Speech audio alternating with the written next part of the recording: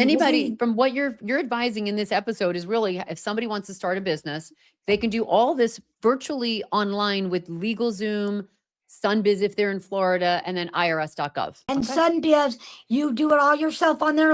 You form a corporation, form a partnership or LLC, and then from there you wait.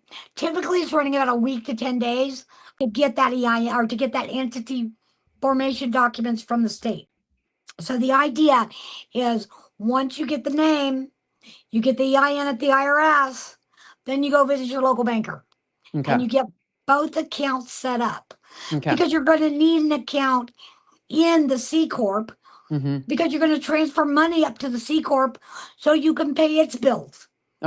And for example, Code Section 105 allows a C Corp to have a medical reimbursement plan.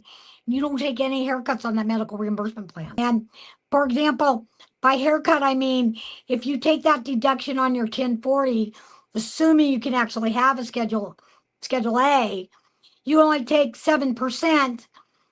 The first 7% of your AGI, you get nothing for. But on the C Corp, it's dollar for dollar. There's so many people don't even file Schedule A anymore. But dollar for dollar, it's a C Corp. And you make sure in the C Corp you have a medical reimbursement plan. This is why you're the creative accountant, Kathy.